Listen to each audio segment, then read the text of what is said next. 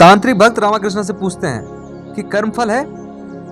रामकृष्ण वह भी है, अच्छा कर्म करने पर सुफल और बुरा कर्म करने पर कुफल मिलता है।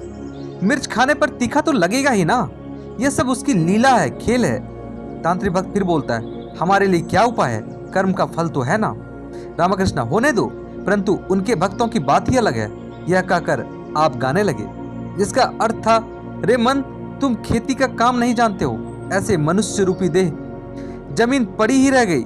यदि तुम खेती करते तो इसमें सोना फल आ सकता था।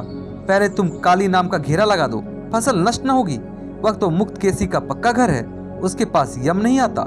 गुरु का दिया हुआ बीज बोकर भक्ति का जल सींच देना। हे मन, यदि तुम अकेले न कर सको तो राम प्रसाद को साथ ले आना। फिर वे गा रहे हैं, जिसका अर्थ है, यम के आने का रास्ता बंद हो गया, मेरे मन का संदेह मिट गया। मेरे घर के 9 दरवाजे पर 4 शिव पहरेदार हैं।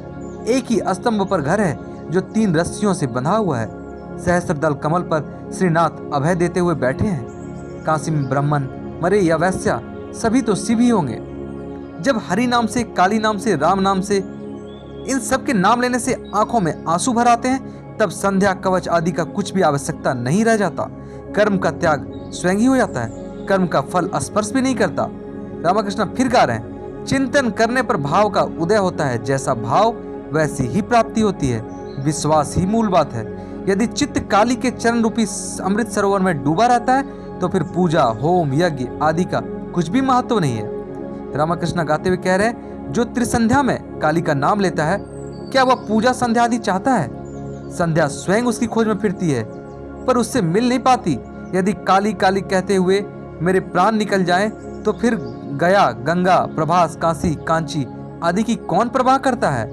ईश्वर में मगन हो जाने पर असद्बुद्धि, पाप बुद्धि नहीं रह जाती। तांत्रिक भक्त कहते हैं, आपने कहा है विद्या का मैं रहता है। इस पर ठाकुर कहते हैं, विद्या का मैं भक्त में, दास में, भला में रहता है, बदमाश वाला मैं चला जाता है। इस पर तांत्रिक कहता है, जी महाराज, हमारे सारे संदेह मिट गए।